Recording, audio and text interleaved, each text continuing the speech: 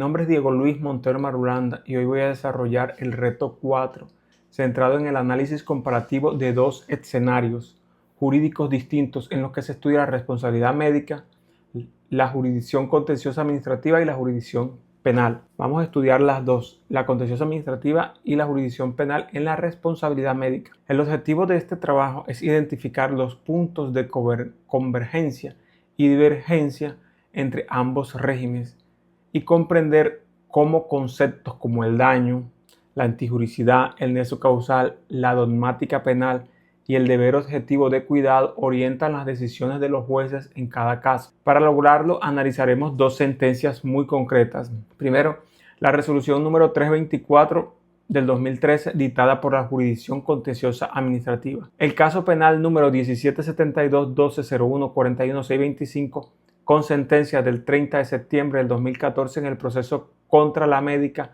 Andrea Beatriz Merizalde Rodríguez. Ambos casos surgen de una misma situación fáctica, pero se abordan desde ópticas jurídicas completamente distintas. Esto nos permitirá reflexionar sobre la responsabilidad médica. Se concibe de manera dual como una obligación de reparación del Estado y como una eventual culpa personal del profesional de la salud. Es decir, lo vamos a mirar tanto desde el tema administrativo como desde el tema penal. Fundamentos jurídicos de cada régimen. Comencemos con los fundamentos legales que rigen cada tipo de responsabilidad. Vamos primero con la sede en la contenciosa administrativa. El artículo 90 de la Constitución Política establece que el Estado debe responder patrimonialmente por los daños antijurídicos que le sean imputables causado por la acción u omisión de las autoridades públicas. En materia médica, esta norma se traduce en un régimen de responsabilidad objetiva en el que no se requiere probar la culpa del agente estatal, sino demostrar que, primero,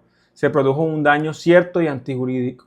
Segundo, ese daño es imputable a una acción u omisión de la administración. Así las cosas, la finalidad no es sancionar, sino reparar el perjuicio. La finalidad del contencioso administrativo no es sancionar, sino reparar el perjuicio causado. La responsabilidad se activa por el solo hecho de que el ciudadano sufrió un daño que no estaba jurídicamente obligado a soportar. Ahora, el Código Penal, la Ley 599 del 2000, por su parte, regula la responsabilidad subjetiva. Para que exista delito se requiere que haya una conducta típica, antijurídica y culpable. El análisis es individualizado, se juzga la intención o la negligencia de una persona específica, es decir, el dolo. El artículo 23 del Código Penal indica la conducta solo es punible cuando sea culpable. El artículo 25 establece la responsabilidad por acción u omisión, señalando que hay omisión cuando el sujeto, teniendo el deber jurídico de actuar para evitar un resultado, no lo hace. Esto es muy importante. En síntesis, mientras que la jurisdicción administrativa busca reparar el daño social, la penal busca castigar la infracción personal como tal. Hechos y contexto de los casos. Ambos casos surgen de un mismo hecho médico ocurrido en un hospital público. El paciente Hugo Aníbal Lanas Vasco acudió en estado grave y, según la demanda, no recibió atención oportuna ni el tratamiento adecuado, lo que derivó en su fallecimiento. En el contencioso administrativo, la familia interpuso demanda de reparación directa contra el Estado, argumentando falla del servicio médico. En el proceso penal se investigó si los médicos que intervinieron, entre ellos Andrea Beatriz Merizalde Rodríguez, incurrieron en homicidio culposo por omisión. A partir de esos hechos, los jueces adoptaron decisiones distintas. El Consejo de Estado declaró la responsabilidad patrimonial del Estado bajo el régimen objetivo y el juez penal absolvió a la médica al no encontrar demostrada su culpa ni la relación causal directa. Estas conclusiones diferentes ilustran perfectamente cómo los mismos hechos pueden generar consecuencias jurídicas distintas según el enfoque dogmático. Análisis del caso contencioso administrativo. Resolución número 324 del 2013. El Consejo de Estado, al estudiar la demanda de reparación directa, estructuró su análisis en 3 etapas: identificación del daño, imputación fáctica e imputación jurídica. En la identificación del daño se acreditó un daño cierto y antijurídico. ¿Cuál fue? La muerte del paciente y el sufrimiento moral de su familia. Según la jurisprudencia del Consejo de Estado en la sentencia del 4 de diciembre del 2006, el daño antijurídico se configura cuando el particular sufre una afectación que no tiene el deber de soportar. En la imputación fáctica se comprobó que el daño tuvo origen en la deficiente atención médica, especialmente por la falta de diagnóstico y la demora en la intervención quirúrgica. En la imputación jurídica, el Estado a través del hospital público fue considerado responsable bajo el régimen objetivo sin necesidad de acreditar culpa individual. El deber objetivo de cuidado en este contexto no recae sobre una sola persona, sino sobre la institución estatal como es el hospital, el cual debe garantizar el funcionamiento adecuado del sistema hospitalario. La omisión institucional, falta de personal, demoras o ausencia de equipos se entiende como falla del servicio público. En conclusión, el Estado es responsable porque el sistema falló, no porque un médico haya actuado con dolo o culpa. El énfasis está en la antijuricidad del daño y en la omisión institucional. Ahora nos vamos con el análisis del caso penal en el proceso 1772-12-01-41-625 del 30 de septiembre del 2014. En este proceso se investigó si la médica Andrea Beatriz Merizalde Rodríguez incurrió en homicidio culposo por omisión, conforme a los artículos 109 y 25 del Código Penal. El juez penal estructuró su análisis de la siguiente manera: tipicidad, antijuricidad, culpabilidad y nexo causal. En la tipicidad se estableció que el resultado, la muerte del paciente, era típico dentro del delito de homicidio culposo, siempre que se probara una conducta negligente u omisiva atribuible a la médica. Antijurídico, el tribunal evaluó si la conducta vulneró efectivamente el bien jurídico de la vida, pero advirtió que no toda muerte implica antijuricidad penal.